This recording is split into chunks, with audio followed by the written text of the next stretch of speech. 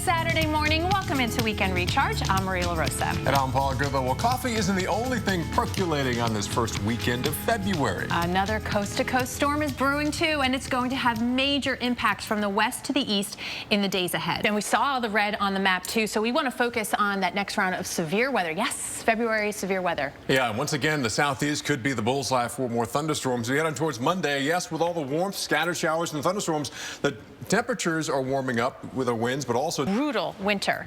Much needed moisture, yes, but brutal winter for Oregon too, and especially Portland. It just seems like this whole winter has been characterized by this sort of this messy weather. It's 38 and raining right now, but down the 5, it is a tough go. Aurora at 48. You're heading eastbound and you're running into some of that snow. Seattle picking up some of that rain, and you can kind of pick out the mountain ranges too, where you have the Olympic Mountains.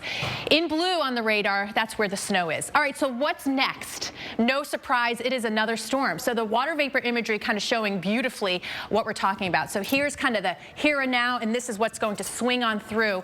It's up the pipeline there. So today, it's continuing with the rain, especially along the coast. Gusty winds probable as well. And you see how far inland that snow goes, the Bitterroots, the Rockies. By tomorrow, a little bit of a breather for parts of the west, including the Great Basin, but the rain continuing from San Francisco. By Monday, starting to feel the effects here of that next round, that rain going all the way down to Los Angeles and San Diego. By Tuesday, rain still going on. Notice the shades of purple, parts of Oregon. We're going to keep a very close eye on you for the possibility of some more icing and that snow all the way into central and eastern Oregon, into Idaho, including Boise. It's not just the higher elevations is the case here. It's also down to the valleys. So you look at the totals again through Tuesday. So from Saturday, Sunday, Monday to Tuesday, you've got an additional 3 to 5 inches of rainfall, likely in a lot of spots where you see that yellow.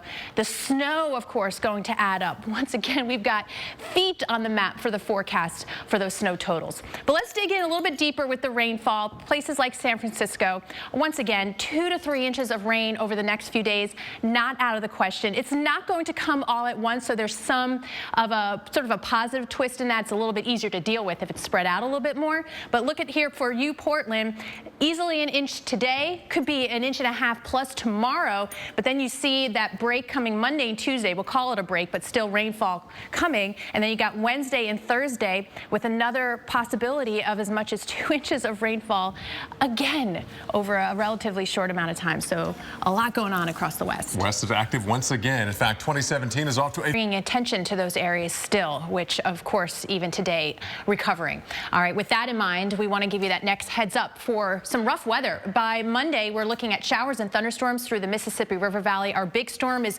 moving off to the east, all the while the strong, powerful winds helping to draw up the moisture. At the mid-levels, we have strong winds there too, and then from another direction, strong winds aloft, where we may not see a lot of spin because of the direction. There's a lot of wind power and velocity, so that is going to help produce big thunderstorms. As early as Monday night, Little Rock towards Springfield, under the gun for some of those stronger thunderstorms, damaging wind threat included. By Tuesday, that threads all the way into the Ohio River Valley, Indianapolis, Dayton, Cincinnati, to Louisville, Paducah, Nashville, and Memphis, Jackson in those areas.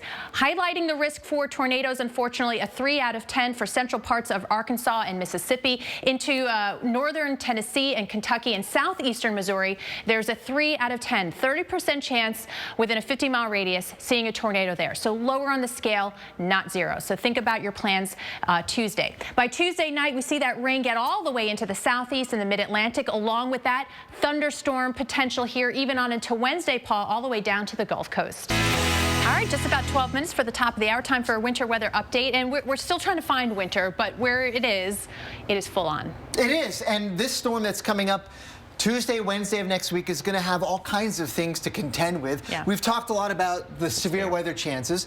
We've talked a lot about the heavy rain and the snow on the north side of it.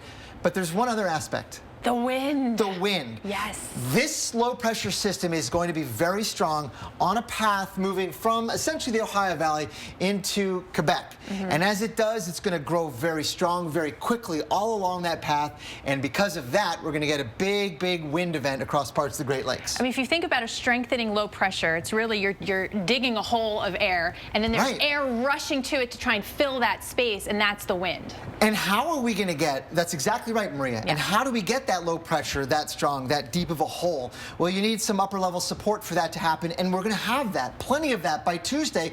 The jet stream will be flying by with some very strong winds aloft, helping to develop that area of low pressure underneath. And by Thursday, at the jet stream level, some of these winds may be up to 200 miles per hour near the jet stream level here. So a very strong upper level circulation, but underneath that, we know it's also going to be very windy. Yeah, we carry some of that momentum down to the surface, and that's going to translate to, you know, several hours where you've got winds 40 to 50 miles per hour. Traverse City, Saginaw, Buffalo, 50 to 60 miles per hour. That's right, Maria. Yeah. And it's important to note that these are wind gusts forecasts, so it's not a sustained wind, but out over the water here, some of the guidance that I've seen has 70 to 80 mile per hour wind gusts. So, and for a few hour period, not just for an instant. Right. So we're going to have to watch this closely as we see potentially some damaging winds in some places. I mean, that is enough to take down a tree, to do some damage to property. So that's our heads up here as we get from Tuesday into Wednesday.